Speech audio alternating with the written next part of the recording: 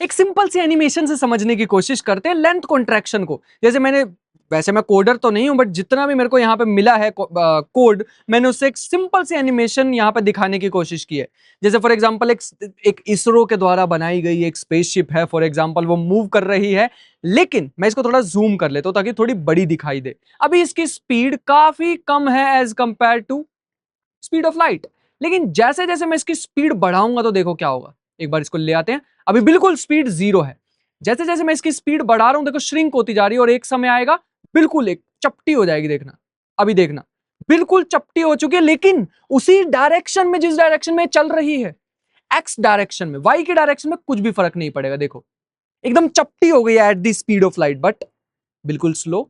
उसके बाद धीरे धीरे से इसकी स्पीड, इसकी लेंथ कम होती रहेगी जैसे जैसे स्पीड में बढ़ाने वाला हूं। यहाँ पे तुम स्लाइडर देख रहे होंगे, तो आई होप कि बेसिक से एनिमेशन से तुम समझ गए होंगे कि कैसे स्पीड बढ़ाते ही लेंथ का कॉन्ट्रैक्शन हमें देखने को मिल रहा है। मैं तुम्हें कमाल के एनालॉजी से समझाता हूं। जैसे फॉर एग्जांपल, इससे तो मिलवाना ही भूल गए, ये है शिनिगामी, इनका नाम है र्यूक।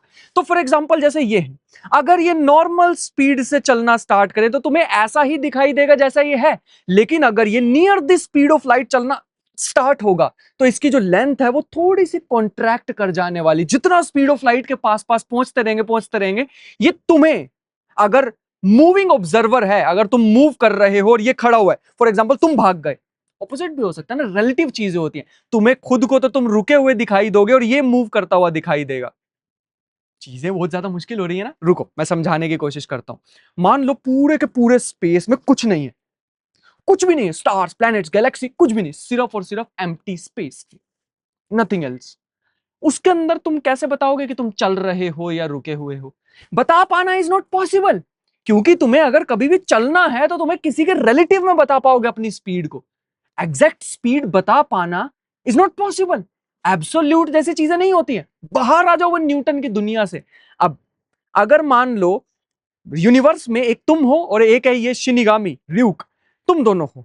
अगर तुम चल रहे हो 10 मीटर पर सेकंड की स्पीड से, इसको अगर तुम देख रहे हो तो इसके रिस्पेक्ट में तुम दूर जा रहे हो। या ऐसे भी तो बोल सकते हो कि तुम रुके हुए हो, ये पीछे जाता जा रहा है, ये हम दो हैं। फॉर एग्जाम्पल हम भागना स्टार्ट करें, ऐसा भी तो हो सकता है कि मैं चल रहा हूं इस र्यूक के कंपैरिजन में 10 मीटर पर सेकंड से, ऑपोजिट।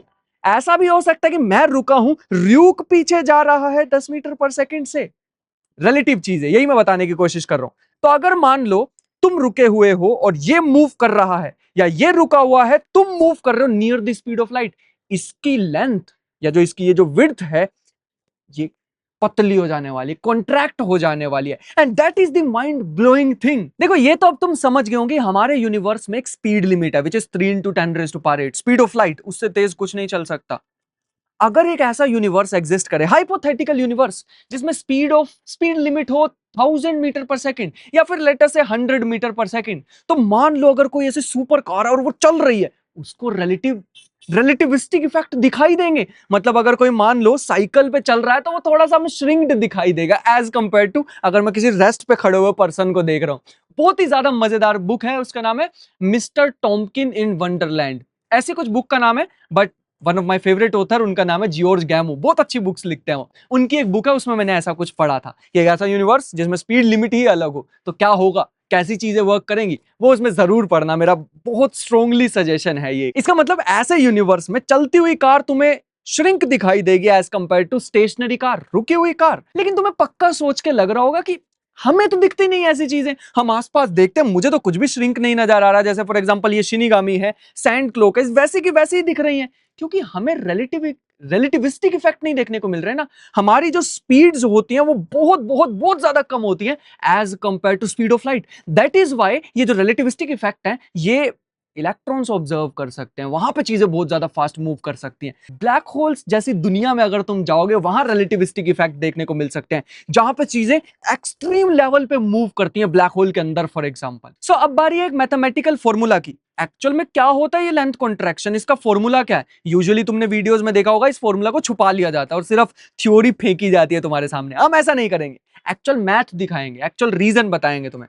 तो यहाँ पे तुम सिंपल सा एक फॉर्मूला देख रहे होंगे, L is equal to L naught, root में समथिंग बड़ा अजीब सा है। इसको डिस्क्राइब करने से पहले अगली स्लाइड पे चल के पहले ये तो बता दूं कि यहाँ पे एक न्यू चीज हमारे सामने इंट्रोड्यूस हो रही है, gamma is equal to 1 by root 1 minus v square by c square. By the way ये जो अजीब सी चीज है, this is called Lorentz factor.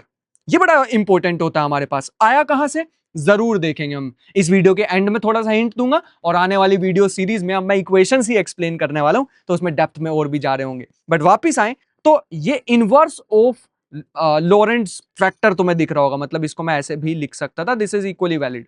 But L is equal to L naught something something, यहाँ पे L जो है वो कॉन्ट्रैक्टेड लेंथ है, जो चपटी लेंथ कितनी चपटी हो जाएगी वो ये बताएगा। ये L, ये हमारे पास है जो रेस्ट फ्रेम से देखा जाता है। अगर रॉड एक रेस्ट पे है और कोई दूसरा पर्सन भी इसके रिस्पेक्ट में रेस्ट पे है, तो जो भी वो नोट करेगा उसे हम एक्चुअल लेंथ बोलने वाले हैं। दिमाग के ऊपर से जानी स्टार्ट हो गई है तो वीडियो को पॉज करो, मजेदार होता है अभी आगे।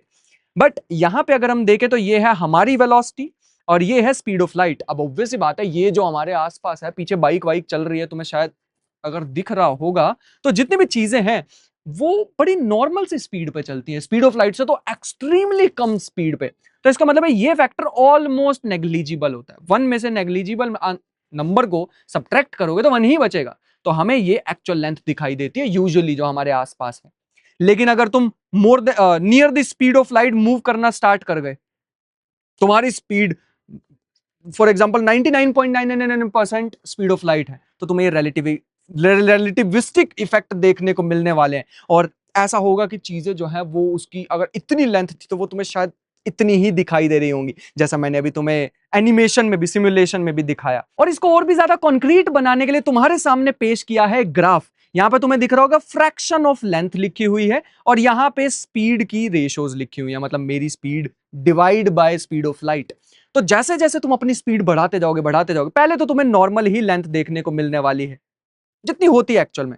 अगर तुम अपनी स्पीड को 10 मीटर पर सेकंड, 15 मीटर पर सेकंड, 25 मीटर पर सेकंड, 100 मीटर पर सेकंड, 1000 मीटर पर सेकंड भी कर दोगे, कुछ नहीं देखने को मिलने वाला है। लेकिन जैसे जैसे स्पीड ऑफ लाइट के पास पहुंचते जाओगे, देखो लेंथ जो है वो धीरे धीरे डिक्रीज करते करते करते करते यहां आ गई, विच इज जीरो।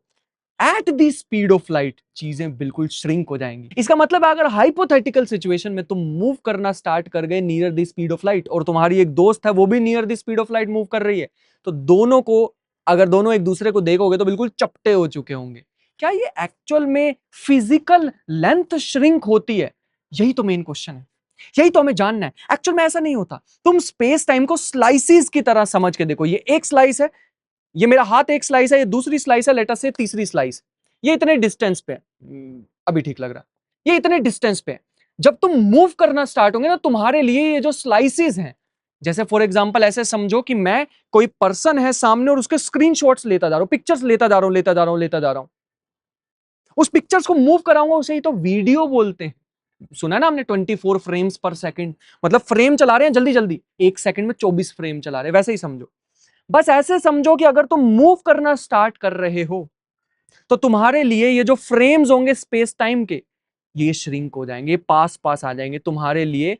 ये जो स्पेस टाइम है ये चपटा हो जाएगा, ना कि एक्चुअल लेंथ जो फिजिकल लेंथ होती है। काफी वियर्ड हो रही है ना चीजें, रियलिटी ही बदल जाएगी तुम्हारे लिए अगर तुम मूविंग ऑब्जर्वर हो और near the speed of light move कर रहे हो। एक्चुअल फिजिकल लेंथ नहीं, ये जो स्पेस टाइम के स्लाइसेस हैं ये तुम्हारे लिए पास पास आ जाने वाली है। और ये डेफिनेशन काफी कम सुनने को मिलती है, but this is what happens actually. ये दूसरी एनिमेशन में शो करने की कोशिश की है कैसे एक स्टेशनरी ऑब्जर्वर और एक ट्रेन के बीच में बैठा है, उसके लिए कोई ऐसी ऊपर से लाइटनिंग ऐसे पड़ी है, स्ट्राइक की है ट्रेन के दो एंड पे। तो अलग अलग ऑब्जर्वर के लिए साइमल्टेनियस इफेक्ट साइमल्टेनियस नहीं रहते। मेरे लिए दो चीजें एक साथ हुई हैं, किसी दूसरे ऑब्जर्वर के लिए वो एक साथ ना होके अलग अलग टाइम पे हो सकती हैं। वही यहां डेमोन्स्ट्रेट करने की कोशिश की है। तुम्हें यहां पे दिख रहा होगा एक एम ऑब्जर्वर, ये ग्रीन वाला, और ऊपर ट्रेन के ऊपर तुम्हें एक ऑरेंज कलर का दिख रहा होगा, ये M dash moving observer. Train के रिस्पेक्ट में रेस्ट पे है लेकिन ग्राउंड के रिस्पेक्ट में चल रहा है। अब ध्यान से इसको ऑब्जर्व करने की कोशिश करते हैं। जैसे अब देखो, मैंने जैसे इसे पोज किया, ये जो एम डैश है ये बी पॉइंट के ज्यादा पास था as compare to a point के। लाइट को आने में कुछ तो समय लगता है हमारी आंखों तक पहुंचने में। मैं ये सामने मेरी दीवार को देख पा रहा हूं क्योंकि लाइट इस पे जाके टकरा रही है, टकराने के बाद मेरी आंखों में आके लग रही है। कुछ तो नैनो सेकंड का कुछ तो गैप होगा, है ना।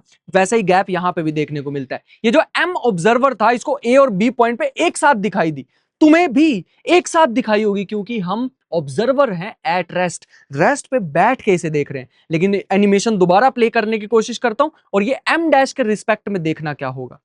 फिर से कोशिश करते हैं इसको। एम डैश के रिस्पेक्ट में, ट्रेन के रिस्पेक्ट में देखो, ट्रेन के रिस्पेक्ट में देखोगे तो ये बी वाले के ज्यादा पास था, बी वाला इसे पहले ही दिख जाएगा इवेंट, बाद में दिखाई देगा ए वाला। इसके लिए they are no longer simultaneous, ये अलग अलग समय पे हो रहे हैं इवेंट। मतलब लाइटनिंग पड़ी तो एक समय पे ही थी, लेकिन ऑब्जर्वर एट रेस्ट के लिए, ऑब्जर्वर मूविंग के लिए, जो मूव कर रहा है उसके लिए अलग अलग समय पे ये इवेंट हुए थे। इसका मतलब है एब्सोल्यूट नाउ जैसी कोई चीज नहीं होती, नाउ भी सबके लिए अलग अलग होता है। मतलब प्रेजेंट जो है तुम्हारे लिए अलग हो सकता है, मेरे लिए अलग हो सकता है, कोई रेस्ट पे है तो उसके लिए अलग, कोई मूविंग ऑब्जर्वर है उसके लिए अलग, क्योंकि प्रिंसिपल ऑफ रिलेटिविटी या फिर रिलेटिविटी ऑफ साइमल्टेनिटी हमें बताती है रेस्ट वाले के लिए कोई इवेंट अगर साइमल्टेनियस है, मूविंग ऑब्जर्वर के लिए शायद वो साइमल्टेनियस ना रहे। पक्का दिमाग घूमा होगा, अभी तो आगे सुनो। नाउ इट्स योर टर्न, बताओ मेरे हाथ के बीच का डिस्टेंस कितना है। लेट अस से 15 सेंटीमीटर। तुम्हारे लिए, क्योंकि तुम रुक के देख रहे हो, अगर तुम भागना स्टार्ट कर दो near the speed of light, तो ये डिस्टेंस तुम्हारे लिए शायद बिल्कुल जीरो हो जाए अगर तुम at the speed of light move करना स्टार्ट कर दो, which is I know you know it is impossible to move, but still अगर तुम near the speed of light move करना स्टार्ट करो तो तुम्हारे लिए यही डिस्टेंस श्रिंक हो जाएगा। इसका मतलब लेंथ जैसी चीज तो एब्सोल्यूट होती ही नहीं है। एब्सोल्यूट जैसा वर्ड ही आइंस्टाइन ने आते गायब कर दिया। चीजें रिलेटिव होती हैं, रेस्ट पे है तो उसको अलग दिखाई देगा, अगर कोई मोशन में है तो उसको कोई अलग चीज दिखाई देगी, चीजें ऑब्जर्व अलग तरीके से होंगी। मतलब फॉर एग्जांपल चलती हुई ट्रेन में अगर बिजली गिरी आगे और पीछे, किसी एक ऑब्जर्वर के लिए शायद वो सेम समय पे गिरी होगी और किसी दूसरे ऑब्जर्वर के लिए शायद वो अलग अलग समय पे गिरी होगी। इसे बोलते हैं रिलेटिविटी ऑफ साइमल्टेनिटी। साधारण भाषा में जो इवेंट साइमल्टेनियस है एक ऑब्जर्वर के लिए, जरूरी नहीं है वो साइमल्टेनियस हो दूसरे ऑब्जर्वर के लिए भी। लेकिन ये तो फिलोसॉफिकली बड़ा चैलेंजिंग सा टास्क हो गया। कोई ऑब्जर्वर अगर रेस्ट पे है तो उसके लिए रियलिटी अलग तरह से एग्जिस्ट करेगी, अगर कोई मूविंग ऑब्जर्वर है उसके लिए अलग तरह से, और कोई एक्सेलरेट कर रहा है तो उसके लिए शायद और भी ज्यादा वियर्ड। आने वाली वीडियोस में इसको भी एक्सप्लोर करेंगे, एक्सेलरेटेड मोशन को।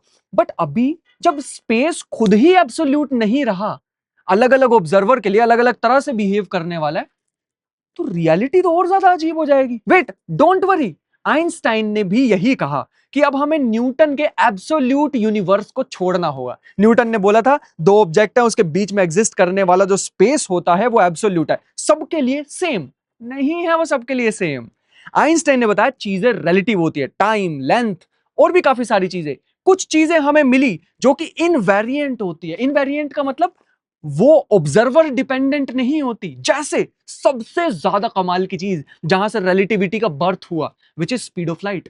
तुम चल रहे हो, तुम रुके हुए हो, speed of light is always same.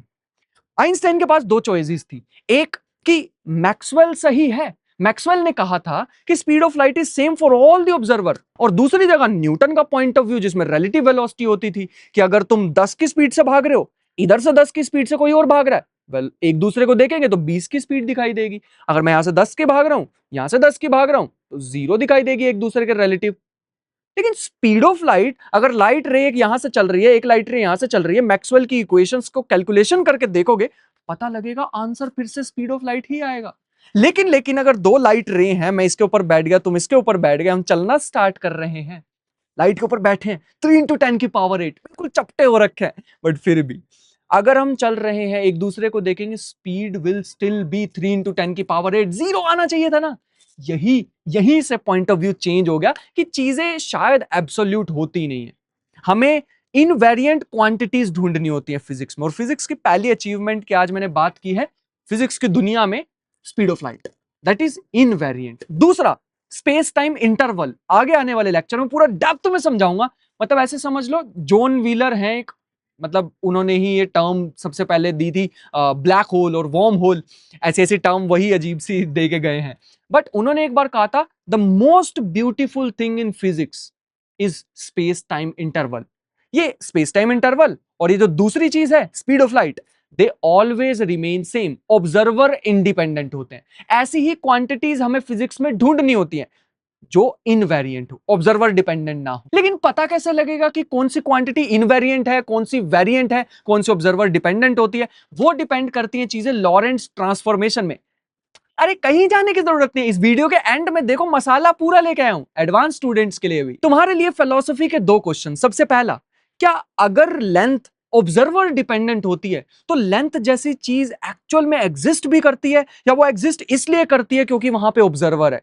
दूसरा क्वेश्चन, पहला ही बहुत ज्यादा डिफिकल्ट है बाय द वे, बट दूसरा क्वेश्चन तुम सोच सकते हो कि क्या रिलेटिविटी सजेस्ट करती है कि दोबारा रिकंसीडर करो रियलिटी इटसेल्फ को, कि अगर अलग अलग ऑब्जर्वर के लिए रियलिटी अलग अलग तरह से बिहेव कर रही है तो एक्चुअल रियलिटी है क्या फिर? And now my personal favourite part, mathematics. अब यहां पे तुम देखोगे मैंने लॉरेंट्ज ट्रांसफॉर्मेशन बताने की कोशिश की, आई कहां से, पूरा सेपरेट लेक्चर रहेगा इस पे, बट अभी के लिए ये होती है हमारे पास। अगर कभी भी कोई मूविंग ऑब्जर्वर है तो उसके लिए कुछ ऐसा मैंने यहां पे पूरा मेंशन करने की कोशिश की है।